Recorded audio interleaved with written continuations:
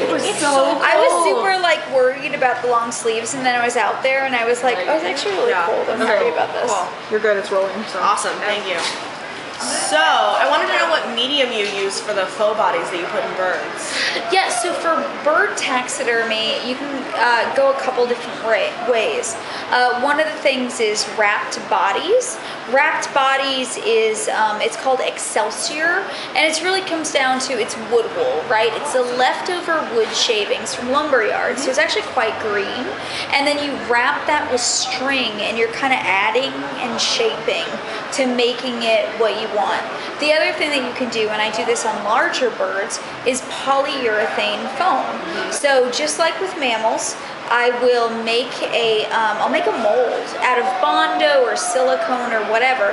You take a mold of the actual carcass of the animal, right? And then you remove that carcass, clean it, if I remember, and then you actually pour in a 2-part foam which fizzes up and enlarges and all that, and then you have a foam body. I like to wrap, I do tend to like wrapped bodies though, because wrapped bodies, you're running wires through all these, you're creating this inner wire armature, and with wrapped bodies, it's wrap with string, it's this, it's that, you can be a little bit more flexible and you can decide position later. Very cool. So, what's the best way to get into taxidermy? The best way to get into taxidermy, first off, research it and think about if it's something that that you might enjoy. I say go on taxidermy.net, go to the forum section on there, and just start looking around at the different techniques that people are using. The other thing would be to, looking at the different techniques people are using and all that and what they're doing. That can be a very, like, if you don't know the lingo, you don't quite understand it. So if you want a really good breakdown of how it's done, Breakthrough. They're called the Breakthrough Manuals, and you can order them. I think you go to breakthrough.com and you can order them from there. The other thing is take a class. Take a class. There are a lot of like great traveling taxidermy teachers you can take a class from. If you live out in the boondocks or something like that, then you're the most in luck. Just stop by a taxidermy studio, see what's going on, ask. Taking on someone as an apprentice is a lot of work. I've done that myself, and it's a lot of work. It's a big ask. So, take a class first, talk to people. I do classes myself in Los Angeles, but I think taking a class is a good way to start. In any large city and many small cities, there's someone you can take a class from. Very cool. So if you have one, what's your favorite type of bird to taxidermy? My favorite type of bird to taxidermy. Well, the name of my studio is Prey Taxidermy. I love doing birds of prey because they're so angular, and that's one of the things I really mostly get to do for museums and nature centers, which is fine by me. Coming up on August 4th, it's National Owl Awareness Day. So August 4th and 5th, I am descending along with 10 very highly trained students on the Moore Lab of Ornithology, and we're going to create owl taxidermy for them for scientific display. So I think birds of prey are one of my favorite. Also, tanagers. They're South American, just little beautiful colored jewels, and I get them a lot because unfortunately they die at aviaries a lot. They're just delicate. I mean, birds are just incredibly delicate, and they're my favorite things to work on, and they do die a lot, so I do get to work on them a lot. But yeah, so those two things, the toughest of the birds and the most delicate. Cool. What's the strangest thing you've been asked to taxidermy? All right, the strangest thing I've been asked to taxidermy. I don't do a lot of what's called road taxidermy, just because it's generally not. It's taxidermy's a medium. That's an art form in of itself. And but I was asked by a friend of mine who's also an historian, asked me to do a monstrous sea pig, and this is a sea monster. Through a game of telephone over a couple hundred years, it kind of became this thing where it was this fish that looked like a pig into being this 60-foot-long pig-faced fish with eyes of a human and beaver feet. So I kind of created a miniature form of that for him. So if he my friend, I don't know if I would have done it, but I did it, and I don't know, I think it turned out pretty well. So I did a monster sea pig. Why not? Awesome. What is your favorite lab tool to use, and what is it used for? Oh, my favorite lab tool. You know, I have these things. They're oddly, you know, I use a scalpel most of the time. So I use scalpel.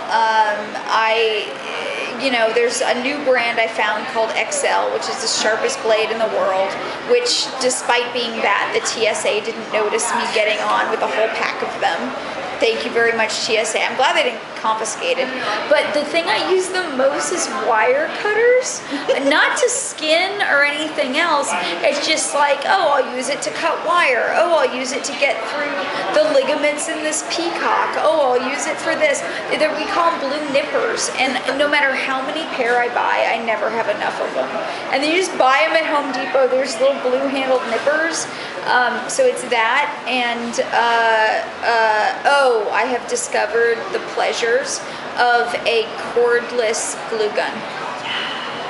It is like everybody needs one, a cordless glue gun. Get one.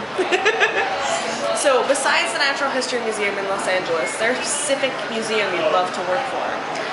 So, yeah, you know what I'd love to do for, I moved to New York when I was barely 18.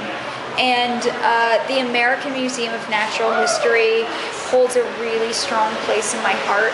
I'd love to do some work for them, you know, and then I really would love to, there's a lot of nature centers in California and other states, and they're just fantastic, and local people go there, and you know, some of their collections are in disarray, and so beyond just the dream of the American Museum is the dream of improving local nature centers wherever they may lie.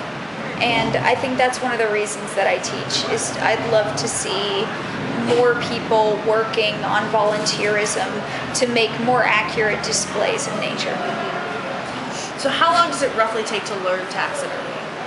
You know, I went to school in 2009, and I think, you know, the school was a 2-week program. I kind of learned, but having the confidence to do stuff on my own, I think did take me a number of years, you know, a few years at the Natural History Museum.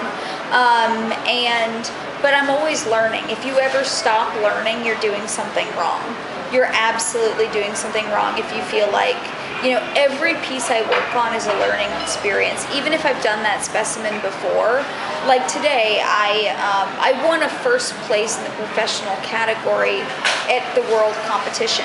Today I went to the San Diego Zoo and I saw that same plush crested jay, same species. Actually, it was the grandson of the one I did for competition, crazily enough. And I was like, you know what? I did a really good job. I say I captured this, I captured that. But there was like a couple things. I was like, you know what? I would do this differently.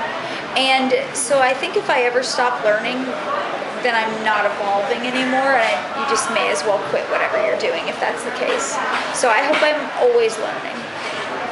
And then besides taxidermy, what do you think your dream job after that would be?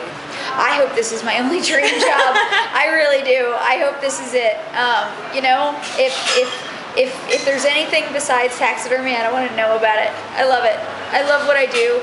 And I most like, I think a lot of taxidermists are, you know, you work alone in your shop and whatever. That's so not my case. I've got fantastic friends here tonight. I've got people to talk to about my passion.